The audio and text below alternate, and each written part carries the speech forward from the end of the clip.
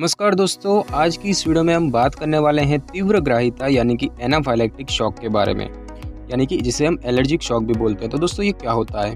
तीव्रग्राहिता या allergic shock एक गंभीर एलर्जिक रिएक्शन है जिससे कि जान तक जा सकती है। अगर आप किसी ऐसे पदार्थ के संपर्क में आते हैं जिससे आपको एलर्जी है, जैसे कि मधुमक्खी का डंक हो गया या कोई और भी चीज़, तो ये संभवतः कुछ मिनट या सेकंड में शुरू हो सकती है।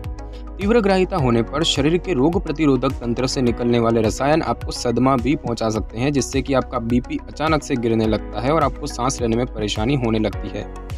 अचानक नब्ज यानी कि पल्स की गति कम होना, चक्कर आना और उल्टी आना तीव्रग्राहिता के लक्षण हैं। तीव्रग्राहिता शुरू होने या आपके एलर्जिक शॉक में जाने के कारण कई कारण हो सकते हैं। उदाहरण के तौर पर कुछ खाद्य पदार्थ हो गए, कुछ दवाइयाँ हो गई, किसी कीड़े का जहर या फिर रबर। तीव्रग्राहिता में एपिनेफ्रिन के इंजेक्शन या फिर अस्पताल जाने की ज़रूरत पड़ती है, और अगर आपके पास एपिनेफ्रिन न हो तो तुरंत एम्बुलेंस बुलाएं। तीव्रग्राहिता का उपचार समय पर ना किया जाए तो इससे आपकी जान भी जा सकती है। तो दोस्तों अब बात करते हैं कि इसके लक्षण क्या हैं। तो तीव्रग्राहिता के लक्षण अक्सर एलर्जी पैदा करने वाले तत्व के संपर्क में आने के कुछ मिनट बाद दिखने लगते हैं, लेकिन तीव्रग्राहिता संपर्क के आधे घंटे या उससे ज़्यादा समय बाद भी हो सकती है। इसके लक्षणों की बात करें तो त्वचा पर रिएक्शन, जैसे कि पित्ती होने के साथ खुजली या त्वचा का रंग एकदम से फीका पड़ जाना, जो कि ज़्यादातर तीव्रग्राहिता के लक्षण होते ही हैं।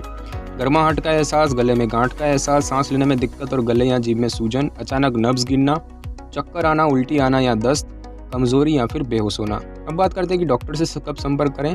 अगर आप अपने बच्चे या किसी और को गंभीर एलर्जिक रिएक्शन का शिकार देखें तो तुरंत डॉक्टर से संपर्क करें। अगर आपके बच्चे को पहले कभी कोई गंभीर एलर्जी या तीव्रग्राहिता के लक्षण रह चुके हैं तो डॉक्टर से सलाह लें। अब इसके बात करें कि ये एलर्जिक शॉक क्यों होता है। तो दोस्तों बहुत से तत्व तीव्रग्राहिता को शुरू कर सकते हैं। आप किस तत्व से एलर्जिक है ये उस पर निर्भर करता है। तो इसको शुरू करने वाले कुछ आम तत्वों की बात करें तो कुछ दवाइयाँ होती हैं, खासकर पेनिसिलिन, कुछ खाद्य पदार्थ जैसे कि मूंगफली, चींटी, ततैया या मधुमक्खी का काटना। और अगर हम कम देखे जाने वाले कुछ कारणों की बात करें तो रबर से एलर्जी हो गई, बेहोश करने की दवाई में इस्तेमाल होने वाले तत्व और कुछ अन्य दवाइयाँ, व्यायाम। यह कारण आम नहीं है, लेकिन अगर व्यायाम आपके लिए तीव्रग्राहिता का कारण है तो डॉक्टर से सलाह लें और सावधानी बरतें। और अगर आपको अपने एलर्जी अटैक का कारण नहीं पता तो आपके डॉक्टर उन एलर्जी पैदा करने वाले तत्वों की जानकारी के लिए आपकी जाँच करेंगे। कुछ व्यक्तियों में तीव्रग्राहिता के कारण अनजान होते हैं और इसे अज्ञात हेतुक तीव्रग्राहिता यानी कि आइडियोपैथिक एनाफाइलैक्सिस कहते हैं। और अब बात करते हैं कि इसकी संभावना किन कारक से बढ़ जाती है। तो तीव्रग्राहिता के कई जोखिम कारक हो सकते हैं। कुछ पदार्थ जो इस आपके जोखिम को बढ़ाते हैं उनकी बात करें तो तीव्रग्राहिता का सबसे पहले तो निजी इतिहास। अगर आपको पहले भी तीव्रग्राहिता हो चुकी है तो आपको वो फिर से हो सकती है और भविष्य में होने वाला रिएक्शन और भी गंभीर साबित हो सकता है। एलर्जी या दमा की बात करें तो जिन व्यक्तियों को इनमें से किसी एक बीमारी हो उन्हें तीव्रग्राहिता होने का जोखिम ज़्यादा होता है। और पारिवारिक इतिहास की बात करें तो अगर आपके परिवार में किसी को व्यायाम से होने वाली तीव्रग्राहिता रह चुकी है तो आपको तीव्रग्राहिता होने का जोखिम हो सकता है। दोस्तों बात करते हैं इसके बचाव की। तो इसके बचाव के लिए कुछ चीज़ों का पालन करें। लोगों को एलर्जी के बारे में सूचित करने वाले हार और ब्रेसलेट बाजार में मिलते हैं। अगर आपको किसी प्रकार की एलर्जी हो तो इनका प्रयोग करें। अगर आपको किसी दवाई से एलर्जी हो तो इस बारे में अपने डॉक्टर को ज़रूर बताएं। इम्यूनोथेरेपी के बाद 30 मिनट तक डॉक्टर के क्लिनिक में प्रतीक्षा करें और किसी भी प्रकार की एलर्जी महसूस होने पर डॉक्टर से तुरंत संपर्क करें। अपने साथ कुछ ऐसी दवाइयाँ ज़रूर रखें जो कि आपातकालीन स्थिति में काम आ सके। डॉक्टर की बताई हुई दवाइयाँ अपने साथ रखें, जैसे कि एपिनेफ्रिन ऑटो इंजेक्टर की समाप्ति तिथि न बीती हो, इस बात का ख्याल रखें। और अगर आप कीड़े के काटने से एलर्जिक हैं तो उनके आसपास सावधानी बरतें। घास में चलते समय पूरी बाहों की शर्ट और पैरों में चप्पल ज़रूर पहनें और इत्र और सुगंध वाले पदार्थों का इस्तेमाल ना करें। धीरे चलें और कीड़े को मारने से बचें। अगर आपको कुछ खाद्य पदार्थों से एलर्जी है तो सेवन से पहले उनके लेबल सावधानी से पढ़ें। खाने के तत्वों की बनावट अक्सर बदलती रहती है और इसीलिए ये ज़रूरी है कि आप हर बार लेबल पढ़कर खाएं। बाहर का खाना खाते समय खाने में पड़े पदार्थों के बारे में जानकारी रखें, क्योंकि एलर्जिक पदार्थ की छोटी मात्रा भी आपके लिए हानिकारक साबित हो सकती है। बात करते हैं इसके निदान की। तो आपके डॉक्टर आपसे पहले कभी हुई एलर्जी के बारे में सवाल करेंगे और वह सवाल कुछ इस प्रकार से हो सकते हैं, जैसे कि क्या आपको किसी खाने के पदार्थ से एलर्जी है, क्या आप कोई दवाइयाँ लेते हैं, अगर हाँ तो क्या वह इन लक्षणों से जुड़ी हो सकती है, क्या आपको रबर के संपर्क में आने से कोई एलर्जी होती है, क्या आपके लक्षणों की वजह किसी कीड़े का काटना है।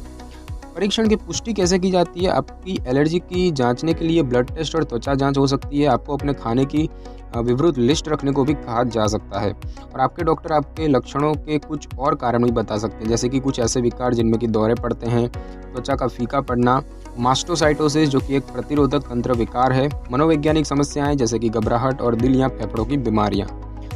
अब बात करते हैं दोस्तों इसके इलाज की। तो तीव्र ग्राहिता के दौरान अगर आपको सांस आना बंद हो जाए या आपका दिल धड़कना बंद कर दे तो आपको आपातकालीन स्थिति में सीपीआर की ज़रूरत पड़ सकती है। और आपातकालीन स्थिति में क्या करें? अगर आप किसी के साथ हैं जिनमें तीव्र ग्राहिता के लक्षण दिख रहे हो तो तीव्रता से काम लें। फीकी और ठंडी त्वचा, अचानक नब्ज गिरना, सांस लेने में परेशानी होना, उलझन और बेहोश होना तीव्र ग्राहिता के लक्षण हैं। अगर आप तीव्र ग्राहिता के लक्षणों के बारे में जानकारी नहीं रखते हैं तो कुछ चीज़ों का पालन करें। एम्बुलेंस को बुलाने के लिए 112 पर फ़ोन मिलाएं।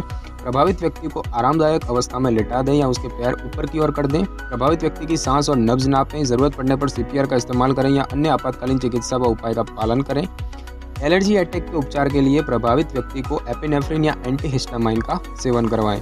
और ऑटो इंजेक्टर के उपयोग की बात करें तो जिन लोगों को तीव्र ग्राहिता का जोखिम होता है वह लोग अक्सर ऑटो इंजेक्टर अपने साथ रखते हैं और इस यंत्र से एक जुड़ी हुई सिरिंज और एक गुप्त सुई होती है जो कि एक बार में दवाई की एक खुराक आपकी जांघ में लगा देती है।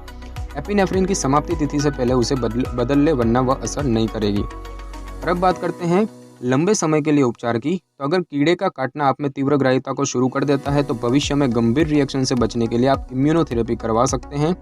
दुर्भाग्यपूर्ण कुछ व्यक्तियों में प्रतिरोधक तंत्र में गड़बड़ी से होने वाली तीव्र ग्राहिता का कोई इलाज नहीं होता और आप भविष्य में ऐसी स्थिति से बचने के लिए कुछ चीज़ों का पालन कर सकते हैं, जैसे कि एलर्जी को बढ़ावा देने वाले तत्वों से दूर रहें। आप अपने साथ एपिनेफ्रिन रख सकते हैं और आपके डॉक्टर आपको प्रेडनिजोन या फिर एंटीहिस्टामाइंस लेने को भी कह सकते हैं।